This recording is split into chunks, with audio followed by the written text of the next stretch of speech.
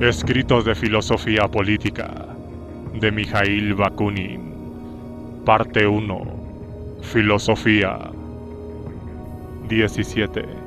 La sociedad y el individuo. La sociedad es la base de la existencia humana, prescindiendo en el tiempo a cualquier desarrollo de la humanidad y compartiendo plenamente el poder omnipotente de las leyes, acciones y manifestaciones naturales. La sociedad constituye la esencia misma de la existencia humana. El hombre nace en sociedad igual que una hormiga nace en un hormiguero o una abeja en su colmena. El hombre nace en sociedad desde el momento mismo en que se hace un ser humano, es decir, un ser que posee en mayor o menor medida el poder de la palabra y el pensamiento. El hombre no elige la sociedad, por el contrario, es su producto, y está sometido tan inevitablemente a las leyes naturales que gobiernan su desarrollo necesario, como a todas las demás leyes naturales a las que debe obedecer. La sociedad precede y al mismo tiempo sobrevive a todo individuo humano, siendo en este sentido como la propia naturaleza. Es eterna como la naturaleza, o si se prefiere, durará tanto como la propia tierra por haber nacido sobre ella. La rebelión contra la sociedad es inconcebible.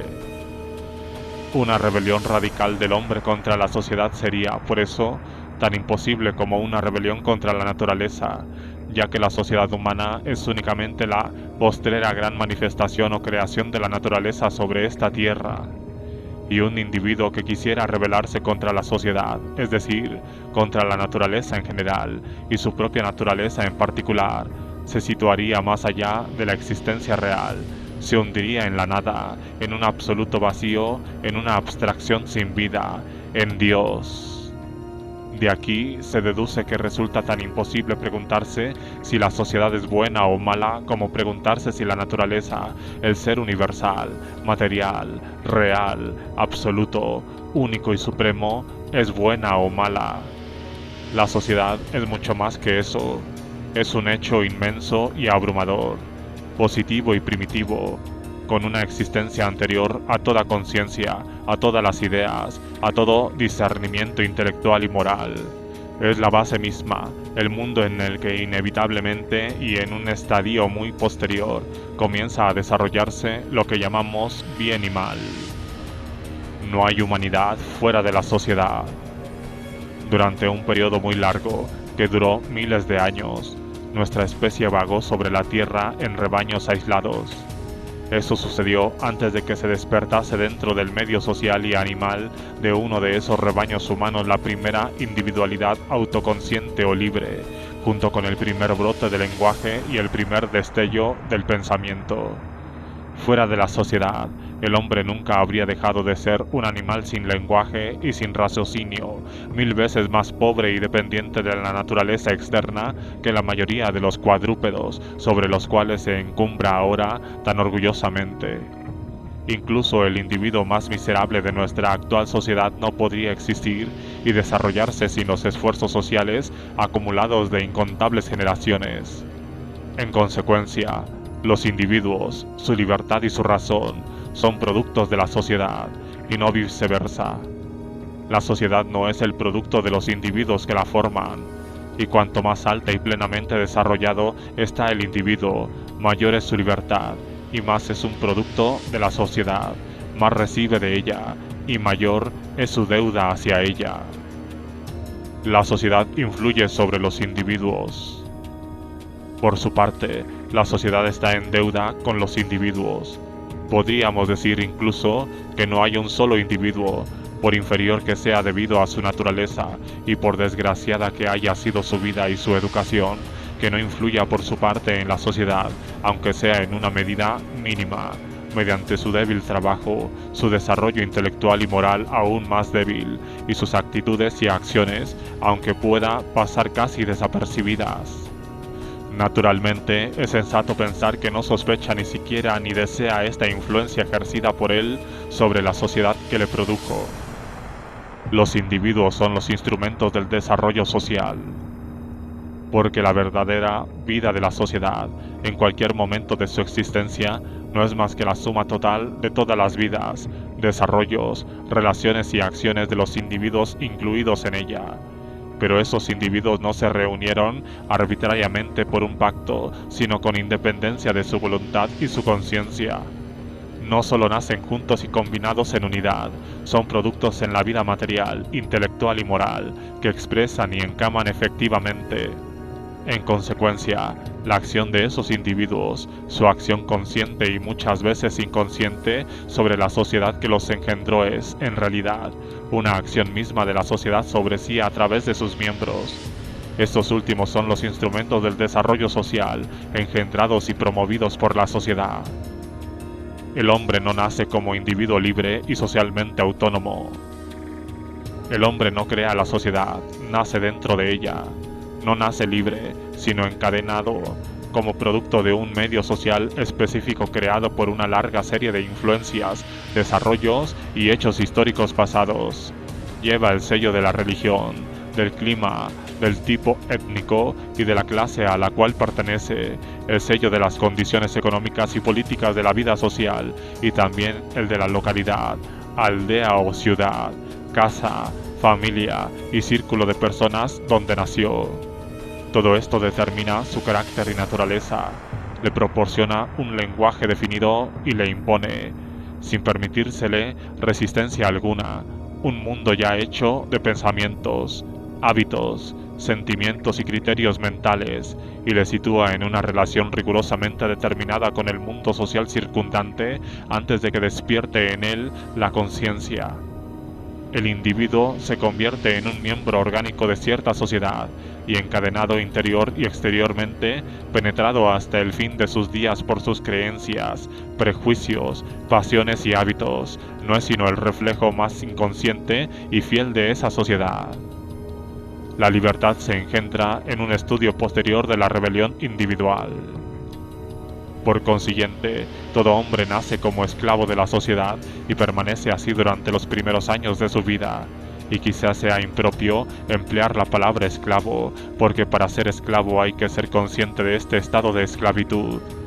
En esa medida, el individuo es más bien un vástago inconsciente e involuntario de la sociedad. El medio social y la opinión pública, que siempre expresan la actitud material y política de ese medio, gravitan pesadamente sobre el pensamiento libre. Es preciso entonces un gran poder intelectual e incluso un interés y una pasión antisocial para resistir a esta pesada opresión.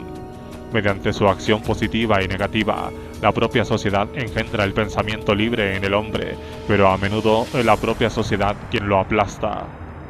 El hombre es tan animal social que resulta imposible pensarlo fuera de la sociedad. El criterio de los idealistas.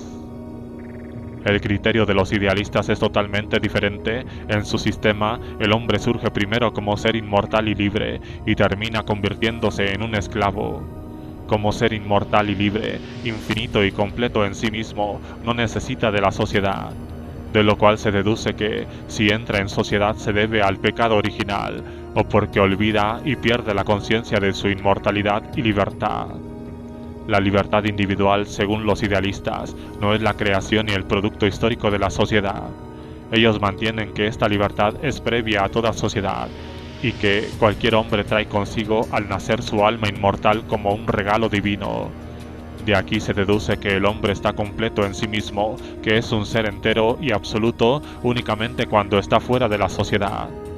Puesto que es libre y existe con independencia de la sociedad, se une a ella mediante un acto voluntario, una especie de contrato que puede ser instintivo y tácito, o deliberado y formal. En una palabra, según esta teoría, no son los individuos quienes resultan creados por la sociedad, sino que, al contrario, son ellos quienes la crean, impulsados por alguna necesidad externa como el trabajo o la guerra. El Estado adopta el lugar de la sociedad en la teoría idealista. Puede observarse que, para esta teoría, la sociedad no existe en el sentido propio de la palabra. La sociedad natural, humana, verdadero punto de partida de toda civilización, único medio donde puede surgir y desarrollarse la libertad y la individualidad de los hombres, es completamente extraña a esta teoría. Por una parte, solo reconoce a los individuos, existentes por sí mismos y libres en sí mismos, y por otra, solo admite a la sociedad convencional del Estado, formada arbitrariamente por esos individuos y basada sobre un contrato formal o tácito. Bien saben que ningún Estado histórico ha tenido como origen cualquier tipo de contrato y que todos los Estados se fundaron mediante la violencia y la conquista. Pero esta ficción del contrato libre como fundación del Estado es bastante necesaria para ellos y sin más ceremonias hacen pleno uso de ella.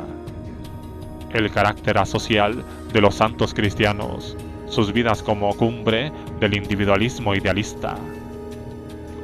Los individuos que, unificados por una convención, forman el Estado aparecen en esta teoría como seres singulares y llenos de contradicciones, dotados con un alma inmortal y una voluntad libre, inmanente, son, por una parte, seres infinitos y absolutos, completos en y para sí mismos, autosuficientes y sin necesidad de ninguna otra cosa, incluido Dios, para ser inmortales e infinitos. En esa medida, son ellos mismos dioses. Por otra parte, son seres muy brutales, débiles, imperfectos, limitados y absolutamente dependientes de la naturaleza externa que los mantiene, los rodea y al final los conduce a sus tumbas. Considerados desde el primer criterio, los individuos necesitan tan poco a la sociedad que ésta parece ser más bien un obstáculo para la plenitud de su ser, para su libertad perfecta. Así hemos visto en los primeros siglos del cristianismo que los hombres santos y firmes, que habían tomado en serio la inmortalidad del alma y la salvación de la suya propia, rompieron los vínculos sociales y, tras prescindir de todo comercio con seres humanos, buscaron en la sociedad la perfección, la virtud y la divinidad. Con mucha razón y coherencia lógica, llegaron a considerar a la sociedad como una fuente de corrupción y al aislamiento absoluto del alma como la condición de la que dependían todas las virtudes. Si emergían a veces de su soledad, no era porque sintieran necesidad de ello, sino por pura generosidad, por caridad cristiana hacia las personas que, presas todavía en la corrupción del medio social, necesitaban sus consejos, sus oraciones y su dirección. Era siempre para salvar a otros y nunca para salvarse a sí mismos o por alcanzar una mayor perfección propia. Al contrario, arriesgaban perder sus propias almas volviendo a esa sociedad de la que habían escapado con horror, considerando la escuela de todas las corrupciones, y tan pronto como terminaban su santo trabajo, volvían lo más deprisa posible a su desierto para perfeccionarse de nuevo mediante una incesante contemplación de sus seres individuales, de sus almas solitarias, solas en presencia de Dios. Un alma inmortal debe ser el alma de un ser absoluto. Este es un ejemplo a seguir para todos los creyentes en la inmortalidad del alma, en una libertad innata o en un libre albedrío, si desean salvar sus almas y prepararse a conciencia para la vida eterna. Lo repito, los santos anacoretas que, debido a su voluntario aislamiento, desembocaron en la completa imbecilidad, eran enteramente lógicos, puesto que el alma es inmortal, infinita en su esencia, debe ser autosuficiente. Solo los seres transitorios, limitados y finitos pueden completarse unos a otros. Lo infinito no necesita completarse. Al encontrar a otro ser distinto de ella misma, el alma se siente limitada y debe por eso rehuir e ignorar todo cuanto no sea ella misma. Hablando en términos rigurosos, el alma inmortal debe poder prescindir hasta del propio Dios. Un ser que es infinito en sí mismo no puede reconocer a otro ser igual, y mucho menos a un ser superior, pues todo otro ser infinito lo limitaría y, en consecuencia, haría de él un ser limitado y determinado. Reconociendo un ser tan infinito como ella misma y exterior a ella misma, el alma inmortal tendría necesariamente que considerarse a sí misma un ser finito, porque la infinitud debe comprender todo y no dejar nada fuera de sí. Es lógico que un ser infinito no pueda ni debe reconocer a un ser infinito superior a él. La infinitud no admite nada relativo o comparativo. Los términos superioridad infinita e inferioridad infinita son absurdos en sus implicaciones. La idea de Dios y la idea de la inmortalidad del alma son mutuamente contradictorias. Dios es precisamente un absurdo. La teología, que tiene el privilegio de ser absurda y creer en las cosas precisamente por ser absurdas, sitúa la suprema y absoluta infinitud de Dios por encima de las almas humanas inmortales y, en consecuencia, infinitas. Pero para compensar esta infinitud, crea la ficción de Satán, que representa precisamente la rebelión de un ser infinito contra la existencia de una infinitud absoluta, es decir, una rebelión contra Dios. Y tal como Satán se rebeló contra la infinita superioridad de Dios, los sagrados reclusos de la cristiandad, demasiado humildes para rebelarse contra Dios, se rebelaron contra la infinitud de los hombres, se rebelaron contra la sociedad. La lógica de la salvación personal. Declararon con mucha razón que no necesitaban a la sociedad para salvarse, y puesto que era por una extraña fatalidad, infinitudes degradadas, la sociedad de Dios y la autocontemplación en presencia de esa absoluta infinitud les bastaba. Lo repito otra vez, su ejemplo debe ser seguido por todos los que creen en la inmortalidad del alma. Desde su punto de vista, la sociedad solo puede ofrecerles una predicción cierta. Y, en efecto, ¿qué proporciona a los hombres? En primer lugar, riqueza material, que únicamente puede producirse en cantidad suficiente con el trabajo colectivo, pero para quien cree en la existencia eterna, la riqueza solo puede ser un objeto de desprecio. ¿No dijo Jesús a sus discípulos: no construyas tesoro sobre la tierra, porque donde esté tu tesoro estará también tu corazón? Y es más fácil que una cuerda o un camelo, en otra versión, pase por el ojo de una aguja que un rico entre en el reino de los cielos. Me puedo representar muy bien la expresión de los píos y opulentos protestantes burgueses de Inglaterra, América, Alemania y Suiza cuando leen esas frases en los evangelios tan decisivas y desagradables con relación a ellos. La producción de riqueza es necesariamente un acto social e incompatible con la salvación personal. Jesucristo estaba en lo cierto. La avidez de riquezas materiales y la salvación del alma inmortal son cosas absolutamente incompatibles, y si creemos en la inmortalidad del alma, ¿no es mejor renunciar a la comodidad y el lujo permitidos por la sociedad y subsistir de raíces, como hicieron los santos ermitaños, salvando sus almas para la eternidad, que perder el alma como precio de una docena de años de placeres materiales? Este cálculo es tan simple, tan evidentemente justo, que nos vemos obligados a pensar que los píos y ricos burgueses, banqueros, industriales y comerciantes, con sus maravillosos negocios realizados por medios tan bien conocidos, mientras siguen repitiendo las frases de los evangelios, son personas que no ambicionan la inmortalidad del alma para sí mismas y generosamente se la abandonan al proletariado, mientras con toda humildad se reservan esos miserables bienes materiales amasados sobre la tierra. La cultura y los valores civilizados son incompatibles con la idea de inmortalidad del alma. Aparte de los beneficios materiales, ¿qué más entrega la sociedad a los hombres?